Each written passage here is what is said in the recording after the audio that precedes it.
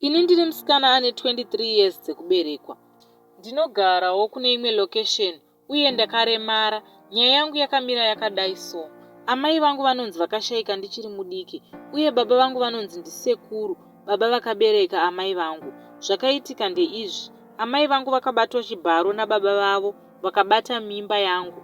Mbuya vanova amai vanobereka amai vangu vanonzi vakashaya amai vangu vachiri vadiki. Saka mama vangu vakazokura vochengetwa nababa vavo.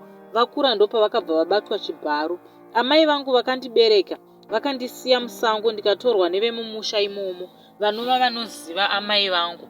Vanoti vakazosungisa amai vangu vakanofira kujeri. Ndakachengetwa mumusha mandiri uye ndinovatenda nekundichengeta. Asi mararamiro andiri kuita ndo anorwadza. Ndinoitwa mukadzi nezvinhu zvandisingaoni pamba apa. Ndakatengerwa zvose zvandingada, asi manheru ega ega ndinorota inenge imbwa kunge bere. Mhuka iyi inouya mubedroom mangu yotorara neni pamubhedha. Munguva ndinobatwa nedzikirira usiku hwose, inenge itori mumachira andinofuga. Kana dzave kuma 4 am ndo painobuda mubedroom mangu. Ndiri kushungurudzika, ndakanzi ndikawana wandinoudza muraini ndinourayiwa. Pari zvino kunyangwe kuti nditize ndinonangepi? Ndakaremara makumbo angu, kwete kuti ndakazvarwa ndakadaro, asi zvakazongouya. Handizivi dzinza rangu, ndikada kuti ndivabvunze vanoti ndiri kushayei nekuti zvese tinokupa unodei.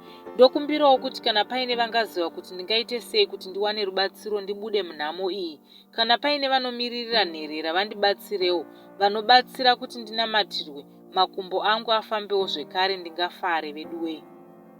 Mhuka iyi chinondinetsa ndechekuti kamwe kamuzukuru kepamusha apa kanondifarira zvisingaiti. Nezuro kakanditi, sisi ndinoda kuuraya bere rinopinda mumba menyu usiku. Ndikati bere racho wakariona riini? Kakati sisi handizivi, bhati bere iri rinoburuka kubva mugomo iro apa kainongedzera chikomo chiri padhuze nemusha, nekuti musha wacho wakavakirwa mujinga megomo. Akabva ati sekuru, bhati ndibaba vake, bhati ivo havadi kuti avati baba, vanoda kuti ati sekuru. So akati sekuru kana vakabva kuHarare vanodaidza nyoka mugomo. Manje ndakaona vakati ndinoda kukuita bofu wakangwarisa nekuti uri kutadzisa nyoka yangu kusvika pachivanze kuti iwane chekudya. Ndakarohwa nehana nemashoko emwana uyu. Apa already mwana uyu ane dambudziko rekuti maziso ake anorwadza, anongochururuka misodzi. Kuti varapise mwana uyu baba vacho havadi. Apa vane mari isingaiti kuHarare, vane mukadzi nevana. Bati vana vacho vakauya kumusha ukatarisa nemwana uyu zvakatosiyana. Mwana uyu nezera rake anofudzidzwa mombe 24. Apa kuchikoro haaendi, asi mwana ana baba vane mari. Ndichitotaura nyaya yangu kudai, ndiri kutosvima musodzi kuti but why life ichirema kudai. Pamba apa tingatongoti tiri mutauni, pane boho, masola, DSTV, wifi tinongoshandisa, but panorwadza hapo kugara. Ndinongofunga kuti ine hangu ndakazvarirwa nhamo yekuitwa mukadzi wemhuka iyi. Ndinokwanisa kuenda kumazuva angu after 6 months, and pandinoenda kunguva murume uyu nemukadzi wake vanotouya kumusha woita mazuva vari pamusha. Kana ndikaenda kunguva kwe3 days vanogarawo 3 days. Ndikaenda 1 day mangwana makuseni vanomukira kudzokera kuHarare.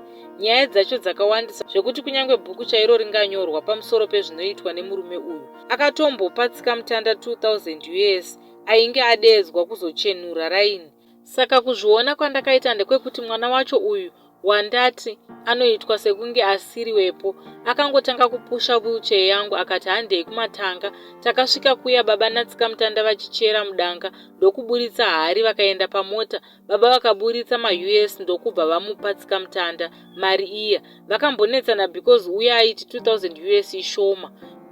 Chinhu chako ichi chajaira ropa hachisi nyore kurasa. Takangoramba takamira ipapo kusvika uya tsika mutanda azotambira mari iya ndokuenda nedirection yake. Baba ndokudhiraivha mota vachidzokera kumba.